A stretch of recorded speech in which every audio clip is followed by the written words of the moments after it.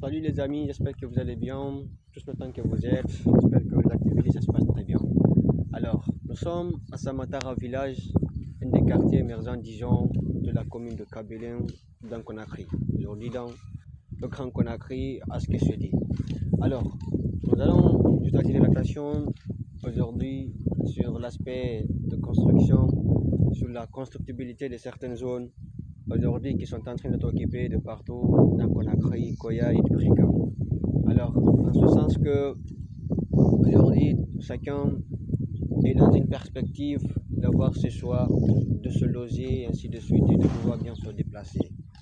Alors, nous constatons qu'il n'y a plus de limite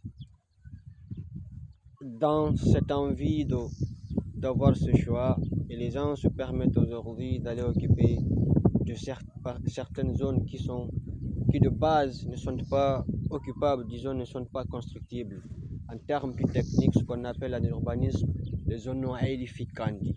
Alors ces zones-là, généralement ce sont des zones humides, des zones, les mangroves, bien, et des zones à haut risque d'éboulement, par exemple de terre, ainsi de suite, des zones de calamités naturelles, ainsi de suite. Aujourd'hui, ce sont des zones de base agricole qui ne sont pas du tout destinées ici à la construction. Déjà, de par ces quantités d'eau que vous allez constater derrière moi, qui sont pleines des plaines agricoles, comme aujourd'hui nous le constatons par exemple à Kobaya, plus précisément, où ce phénomène-là est beaucoup plus en vogue, où on voit des gens revendre des zones inondables, déjà qui sont là de base, l'eau qui est permanente, qui stagne en permanence, qui est en contact direct avec la mer, et qu'aujourd'hui les gens ne s'inquiètent pas du tout des effets, des conséquences qui peuvent découler de cette occupation-là. Nous vivons du jour au lendemain. Les gens préfèrent vivre ces conséquences et après commencer à se lamenter, à critiquer l'État, à se demander ainsi de suite.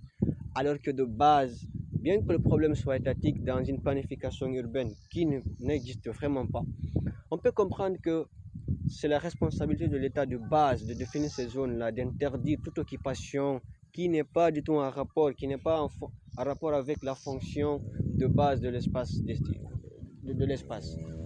Alors, mais au-delà, lorsqu'on est dans un état où la planification urbaine, les questions d'urbanisme, les problèmes d'occupation spatiale ne sont pas une priorité, c'est à la population à elle d'être consciente, de savoir exactement où mettre son investissement, ne pas mettre son investissement à ruine pour des raisons assez valables. Aujourd'hui que nous constatons, il y a plein d'endroits où on peut construire.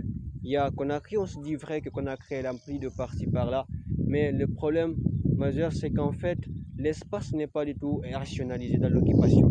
Alors, ce qui fait qu'aujourd'hui nous avons constaté une ville qui est vraiment étalée de Kaloum jusqu'à Dibreka. Aujourd'hui, on parle de Bofa, de Forikaria, qui sont en train d'être remis à Conakry.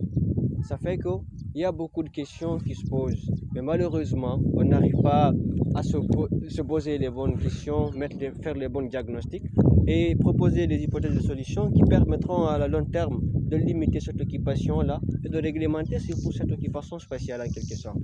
Alors, c'est juste une façon de vous dire, vous qui cherchez à investir dans l'immobilier, vous qui voulez avoir chez vous, cherchez à sécuriser votre investissement. En ce sens que allez acheter des domaines qui sont destinés de base à la construction, à l'occupation des logements, ainsi de suite, à des activités.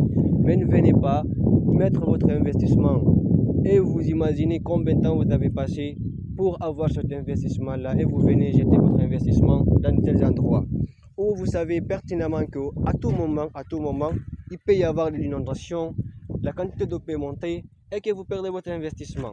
Donc, essayez de prendre cet aspect-là en compte.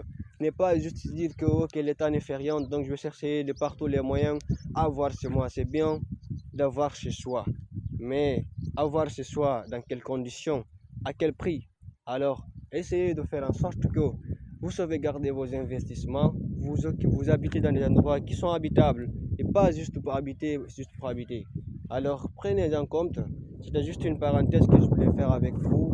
Et merci de partager et surtout d'impacter plus de monde parce que l'idéal, ce qu'on voudrait, c'est qu'aujourd'hui les gens arrivent à comprendre les questions d'urbanisme, c'est important pour notre pays. pour changer de visage de cette capitale et tout le pays, il va falloir que les gens se remettent à l'urbanisme. C'est-à-dire que les gens, le problème c'est qu'on a parfois, on n'arrive pas à comprendre quelle place occupe l'urbanisme dans le développement urbain d'une ville en quelque sorte, alors que c'est primordial. Lorsqu'on rate l'urbanisme comme on le constate chez nous, rien ne peut marcher en dehors de l'urbanisme, parce que de base c'est l'urbanisme qui est cette discipline-là ou cette compétence-là qui permet aujourd'hui de planifier les villes, d'avoir des villes fonctionnelles, où toutes les fonctions d'une ville sont vraiment prises en compte et sont mises en relation, en évidence pour que les gens puissent vivre dans des conditions meilleures, dans des conditions agréables. Lorsqu'on nomme ces aspects-là, il y aura forcément des difficultés dans le mode de vie des habitants, ce qu'on constate aujourd'hui à Conakry malheureusement. On n'arrive pas à mener une vie agréable parce que tout simplement les questions d'urbanisme, les questions d'occupation spatiale, les questions de réglementation spatiale ne sont pas prises en compte. Alors, on va beau mener des projets, initier des projets euh, d'équipement, des projets de santé, des projets sur les questions d'environnement, et ainsi de suite.